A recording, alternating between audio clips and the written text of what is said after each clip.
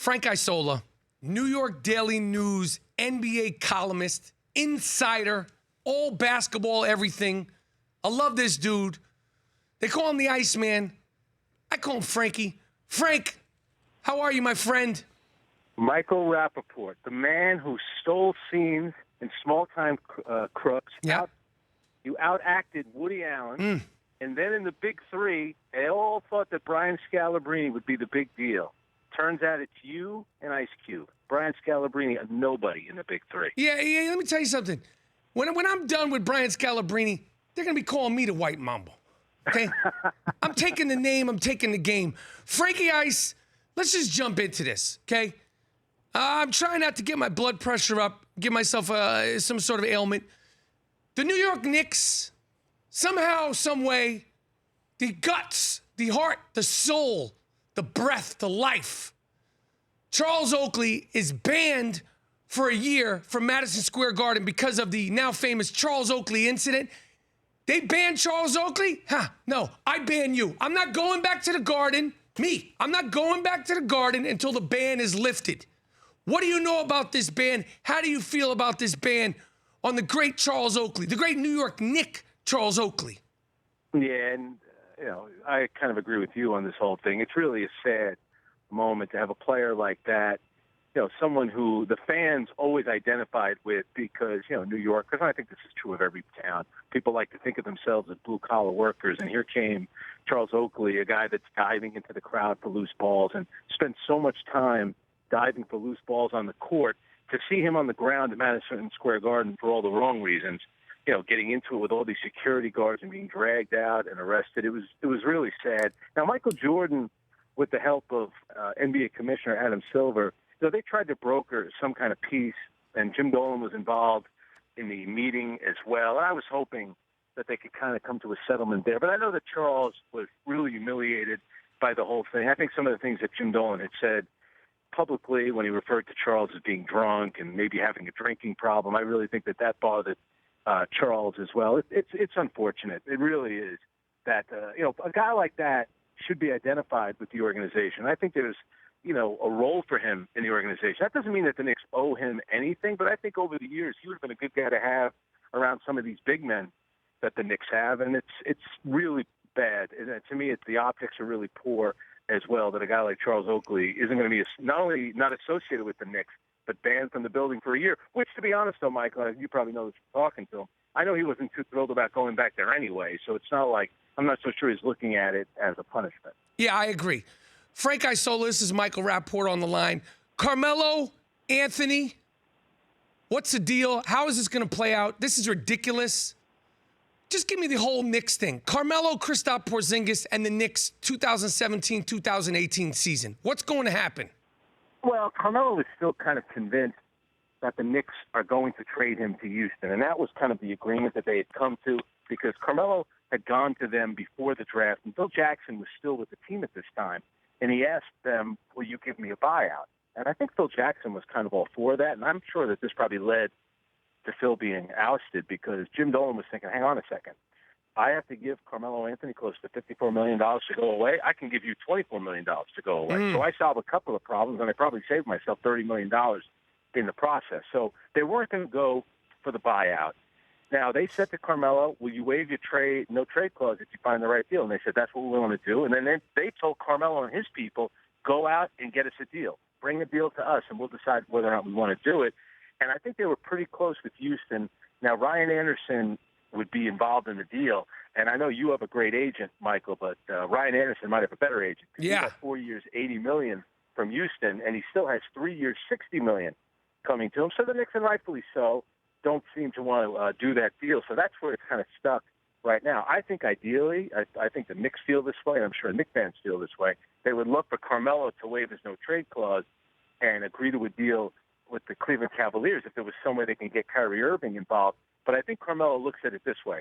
LeBron, he probably feels is going to opt out after next season. And Carmelo doesn't want to opt out after his deal next year because he's making $28 million 2 years from now. And he probably doesn't think he can make that money up. So his feeling is, why should I go to Cleveland if LeBron's not going to be there in 2 years? Right. I'm stuck with, Iman Shumpert, J.R. Smith. It's like I'm back on the Knicks, except I'm in Cleveland. Yeah, I mean, I think it's, I don't know, man, how this is going to work out. I know that, Phil's gone, but the damage that Phil did, listen, somehow or another, he made Carmelo into a sympathetic figure. Yep. The tweeting, I think the whole thing was ridiculous. Kyrie Irving, you brought up possibly coming to the Knicks. Is that even something that Knicks fans and that basketball fans should even think about? Is it even possible? I definitely think it's possible, but it's made a lot more complicated by the fact that the Knicks aren't going to give up Kristaps Porzingis, nor should they. The idea is to add to Kristaps Porzingis, not kind of make a move where you're giving up your great player, picking a guy who you think could be an all-star caliber player to bring back Kyrie Irving. The thing is to try to add to Kristaps Porzingis. So I'm sure the Knicks are trying to figure out a million different ways that they could bring in Kyrie Irving. Now, if I'm the Cleveland Cavaliers, though, Kyrie Irving is under contract for 2 more years. And if you wait until December 15th, that's when a majority of free agents are eligible to be traded, guys that were signed this summer. So that creates more options for you. And I know David Griffin said on ESPN yesterday, the former general manager, that he believes that Kyrie will definitely be traded. The key now will be, is he going to get traded before training camp begins? Because as you know, I'm rooting for chaos. So there'd be nothing better than seeing Kyrie Irving have to show up at training camp with LeBron James, and that whole drama would have to happen. So I don't know what Cleveland's timeline is. I do know this. You have to try to get the best deal for yourself, regardless of where you're going to trade him. And, David Griffin said something interesting yesterday. The story had come out that it was 4 teams that Kyrie Irving gave them a list to. And, of course, they don't have to abide by that list. He doesn't have a no-trade clause. But it was Miami, San Antonio, the Knicks, and Minnesota. But yesterday, David Griffin twice referenced the Boston Celtics as teams that Kyrie wants to play for. So apparently the Boston Celtics are on that list as well, and it's a team that we didn't hear about. So now it's a matter of, if you're Cleveland, do you want to trade him in your conference to the team that, for all intents and purposes, is the second-best team in the East? I still look at it like, if I can get back, for example, Isaiah Thomas, Jay Crowder, a future first-round pick, I think I'd have to think long and hard about that one. What are your thoughts on Andrew Wiggins, Frank? He's looking for a max money. The owner of the Minnesota Timberwolves is looking for a sit-down, which I don't know how that becomes a public thing. We're going to have a little, like a coffee, maybe high tea, and figure out if we're going to pay you the money. I think it's totally understandable. You want $150 million, we should be able to have, maybe we get some French fries and some tater tots, and we discuss it in Minnesota. I think Andrew Wiggins is going to be, I think he's a very good player. I think he's going to continue to get better. I'm not going to say he's Kobe. I'm not going to say he's going to have that kind of career. The way he plays, the mid-range, the turnarounds, the explosiveness, he reminds me just the way he plays. I don't know about the mentality. I certainly don't think he dresses as well as Kobe did. He's a little far out. But what do you think of Andrew Wiggins and what's going on in Minnesota? Because they have a team there. Yes, they absolutely do, and I think they have the right coach as well. And I like the moves they made during the offseason. They got Jimmy Butler, a top 10, top 15 player in the league. Taj Gibson is a terrific role player who has been with Tom Thibodeau in Chicago. And then you're adding Jamal Crawford, who on any given night can give you 25 points off the bench. And if you look at Minnesota last year, they had leads in a lot of games. I think they blew more double-digit leads than any team in the league. And I think a lot of that had to do maybe a little bit with depth, but I think a lot to do with experience. And now that you're adding guys like Taj Gibson, Jimmy Butler, now you're going to have Karl Anthony Towns and Wiggins a year older. Now, the thing with Wiggins, you mentioned the mentality. I think that's one thing. And I think you hear a lot of NBA people talk about his motor. And he just, does he have really that drive to want to be great? And I think that's what the owner was referring to when he said he wants to sit down and talk to him. It's funny, I looked it up. The biggest contract that they ever handed out was 6 years, $126 million to Kevin Garnett. By the way, that contract that they gave Garnett was all the way back in the 97-98 season. So Garnett's was making crazy money 20 years ago. So I think it's right to want to sit down with him. I don't know why you feel the need to say that publicly, because if I'm the player and his family and his agent, I'm thinking why does the owner want to sit down? Why does he have to make this big scene about the two of us talking? Obviously, anytime you're going to pay someone $150 million, I think you'd want to talk to them first and make sure that everyone's on the same page. I thought the fact that the owner came out publicly, because that's certainly not Tom Thibodeau's way. And remember, Scott Layden is the GM, and from being around the Knicks in New York, Scott Layden never said 2 words in New York. So that's not his style as well. But I think they're on the right path. I did hear this, though. How about a deal where you did Wiggins. Now, once Wiggins signs, you can't trade him for a while. But what about Wiggins to OKC, Paul George to Cleveland, Kyrie Irving to the Minnesota Timberwolves? Listen, I don't know why anybody would want to go to Cleveland at this point, Frank, because it's going to be a one-and-done season. LeBron James is leaving. They're not winning the championship next year, so it's going to really want to get out of there. So as far as I'm concerned, I don't see why anybody, like of the guys you mentioned, Paul George, Andrew Wiggins, like none of these guys should, Kyrie Irving, I get it. Party's over.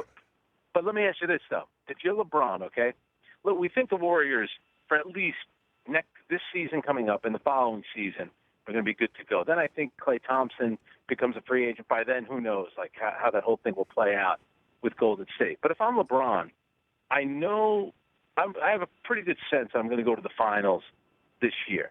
And if I stay in the East one more year, I can get to the finals again, and then I'll probably go West if it's going to be the Lakers or whatever. Because I don't know, if he goes to the Lakers next season, is he beating Golden State? Nope.